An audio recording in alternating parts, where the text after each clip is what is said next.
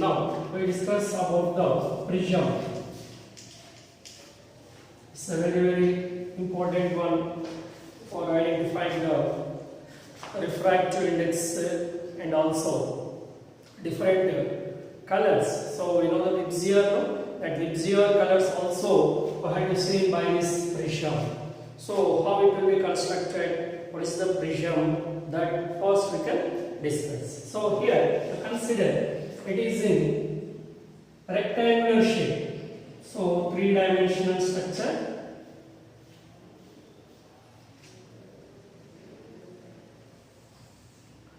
Like that, I had considered.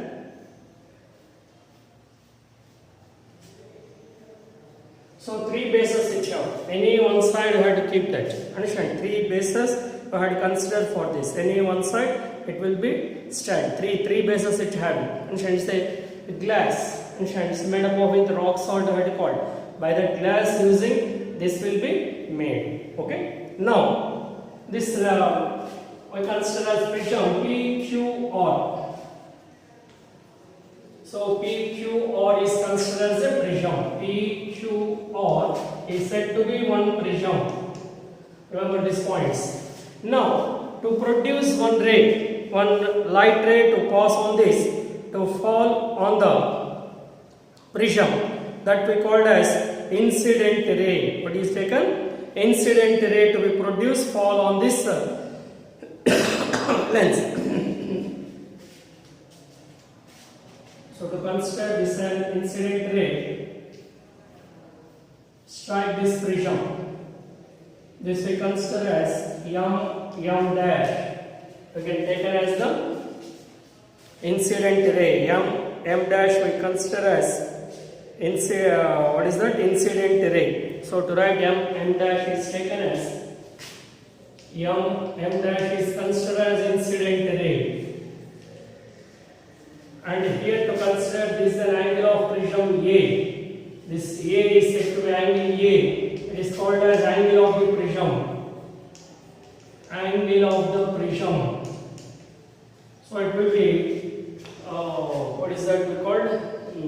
Three sides and three bases it's having. So that's why its angles are equal. It's said to be the equilateral triangle. Equilateral. All sides will be equal. That's why it is an equilateral triangle. Therefore, if angle of the prism is not given, to be taken 60 degrees. Because 180 degrees total, no. Equilateral prism, each angle will be 60. When it falls on the prism, what happens? From there it will be refracts. It will be refract. It is a refracted ray. This ray will be refract at the point M, which is called as a M point. From there, it will be comes out again. Comes out like this. So consider that N dash you have to consider. This N dash we consider as Mn is said to be the refracted ray. It will be treated as refracted ray. To consider M dash to be considered as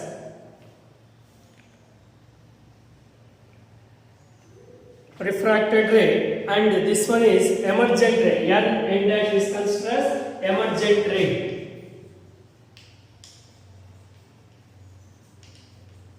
Refracted ray. N dash is taken as emergence ray. Emergent ray is called as emergent ray. Emergent ray we call. Okay. Now, this M point is said to be the point of incident. This M point is said to be the point of incident, and N point is called as point of emergence. Remember that. This M and N. M point is said to be the point of incident. Point of incidence. N point is said to be the point of emergence.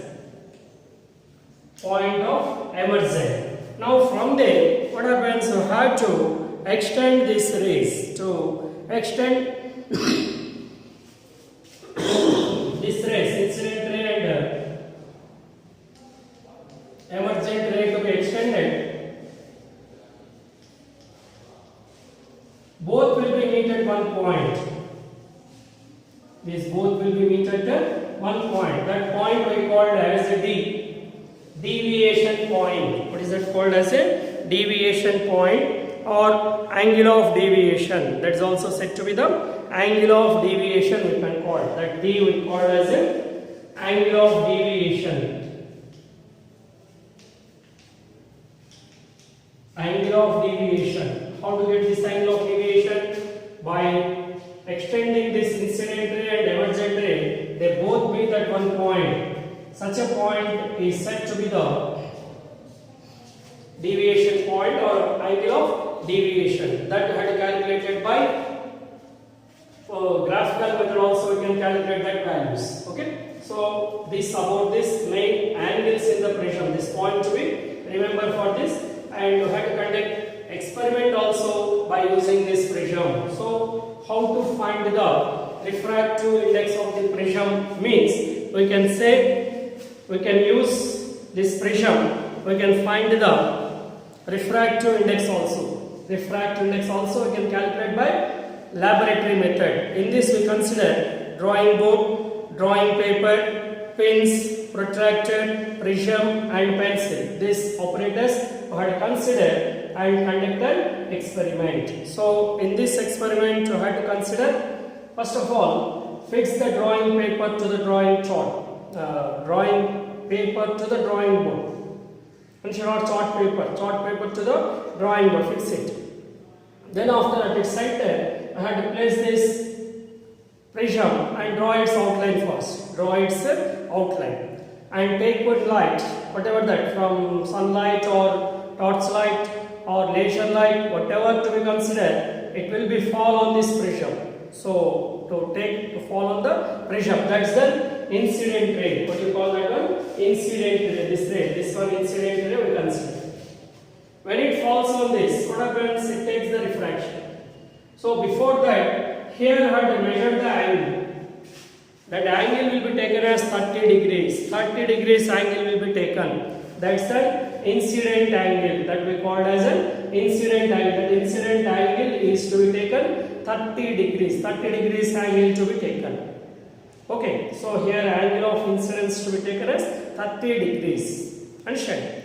Then here to make two pins to be point here. So on this to keep two pins.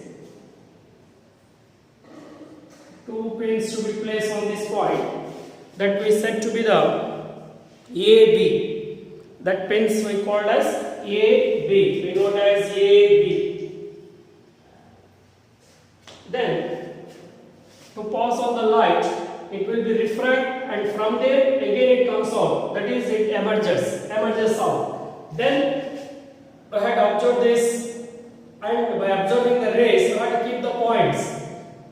That is pins. I had to keep two pins again here. By looking the images on this other side, is called as CD. And remove these pins. That here points will be formed to draw the line. This line becomes emergence ray. That to measure the emergent angle to be measured. So incident angle I1 and emergent angles to be measured there. By considering, that is to change these values. That is, this incident is here, incident angle will be formed. Is said to be I1. It is refracted angle R1. Here it will be emerges out. This emergent angle to be taken as I2. Here this angle will be formed to consider as R2 will be taken. Okay, like that to consider its angles. Now by changing that angle, that is 30 to 40